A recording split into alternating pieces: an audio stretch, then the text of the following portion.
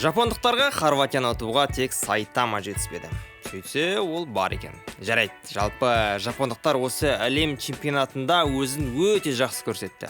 Оларға тіпті топтан да шыға алмайды деген болжам айтып еді, бірақ топтан шыға алмайтын былай тұрсын, топтағы фавориттер Германия мен Испанияны да ұтып бірінші орынмен шықты. Ал Германия сол болжам айтқыштардың сөзін толық теріс етіп, топтан екінші рет ұшып кетті. Негізі мен білем, неге Германия топтан осы соңғы 8 жылда шықпай жүрген.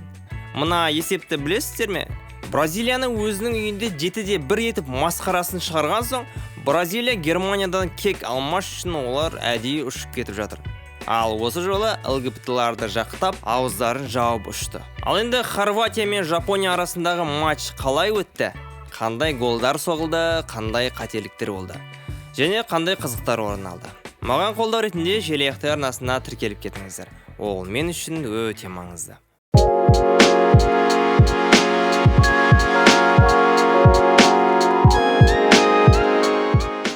Бірде 8 финалдық кезеңде ширек финалдық таласқа Жапония мен Хорватия елдері кездесті. Қаншама басылымдар, адамдар бір нақты жеңімпаз айта алмады. Себебі қарсыластар тең. Кейбірі Хорватия тәжірибемен алып кетеді десе, кейбірі жапондықтар Германияны да, Испанияны да ұтқан соң Хорватияның да жолын жабады деді. Негізі өзім Жапонияға жақтастым, бірақ Хорватия осал емесін білген соң нақты бір жеңімпазды болжам ретінде анықтай алмадым. Ойын шынымен де тең болды.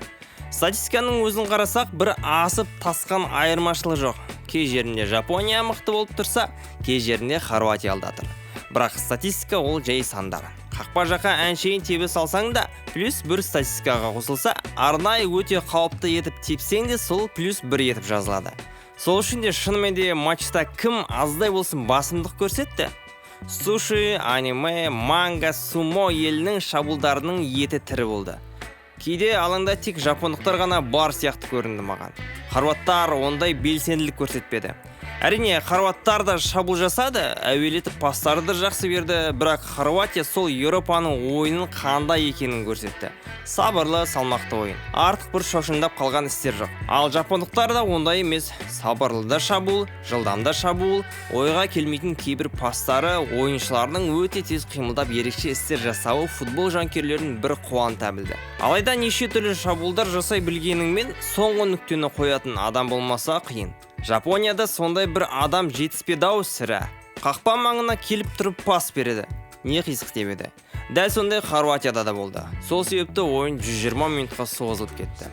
Алғашқы қауіпті сәттерге келейік. 3-ші минутта Ито бұрыштамадан Ватару Эндоға пас, ол болса әуелетіп айбалаңдағы Сёго Танигутидің басына қойып береді. Сәл қисықтау кетті, бірақ өте қауіпті шабуылдардың бірі. 8-ші минутта хорваттардың қауіпті шабуыл болды. Қорғаушының қателігін тез пайдаланбақшы болған Перишич қақпаға жай жақындап соққы жасайды. Қақпашы соққысын қайтарған соң Крамариш бір амалын жасайын дейді. Алайда доп бір сәтті келмеген соң ол мүмкіндігінен айырылады. Соңында Крамариш Перишичке бір ашуланып тұрып қалған көріністі байқаймыз. Шынымен де Перишич өзі емес, осы кезде Крамаришке тез бергенде есеп ашылып кетер ме деген сұрақ бар. 43-ші минутта Жапония бір голға ие болды. Айып алаңына әуелеткен пас қарбалысқа түсіп, Дайдзен Маеданың аяғынан табылып, соққыдан соң гол болады. Хорваттар түгілі Маеданың өзі бұл жерде доптың қалай аяғына келіп қалғанын білмей қалды. Сәттілік жұлдыз бұлғай деген осы. Бұл қаншама қауіпті шабуылдарының нәтижесі. Сайтаманың рөліндегі Маеда жарады. 55-ші минутта Перишич дегеніне жетті. Лаурен оң қапталдан пас алған соң бірден Перишичті көріп соған әуелетіп шығарады. Қақпаның алыстығына қарамастан баспен ұрғаны нәтиже берді. Енді қандай қателік болды бұл жерде? Жапондық қорғаушы Перишичті бақылап ұстап тұрды. Бірақ оның Лаурен допты көтергенін бір сәтке байқамағаны Перишичке жақсы болды. Себебі Перишич көтерген кезде қимылдап, қорғаушыны сәл артта қалдырып басымен соққылады. Негізі осы кезде жапондық қорғаушы тез алдына шығып кеткенде Перишичке кішкене болсын кедергі келтіреді еді. Бірақ үлгермеген соң бәрі бекер. Статистиканы бір қарасақ, осы соңғы 3 әлем чемпионатында голдарды тек 4 қана футболшылар салған екен. Бірі Роналду, Месси, Шакири және 4-ші болып осы Перишич қосылды. Баспен соққысы өте тамаша. Ары қарай пастар, соққылар және бір ауызды ашпай айтарлықтай сәттер болмады. Әрине, қаншама шабуылдарды бекерден бекер емес, жеңіс үшін жасайды ғой, бірақ екі құрама да жеңіс үшін талпынған соң, нәтижеге жетейін деген мақсаттарын орта жолдан қорғаушылары кесіп тастап жатты. 120 минут бітті. Футболшылар пенальтиге дайындалу үстінде. Айтпақшы, осы ойланам, Хорватия кейде әдейі 120 минут ойнағысы келе ме деп. Плей-оффтегі осымен қосқандағы соңғы 5 ойында 4 рет 120 минуттан ойнаған. Бірақ түбінде бәріне жеңіске жетті. Осы жолда солай болған екен. Пенальтиді тыңнан қосылған Минамино бастады. Сәтсіз, қақпашы жай келген соққысын тез ұстап алды. Хорватиядан Никола Влаш деп голға ие болды. Соққысы жойқын, жай тебетін болса қақпашы ұстап алар еді. Себебі қақпашы бағытын дұрыс тауыпты. Одан кейін Каоро Митома теуіп сала алмады. Ал Брозович ортаға теуіп салды. Жапондықтардың жағдайы қиындады. Такума Асонаның пенальтиі аздай болсын Жапонияға үміт сыйлайды. Артынша Марко Ливия қақпа бағанасына тегізіп, жапондықтарға одан сайын үміт берді.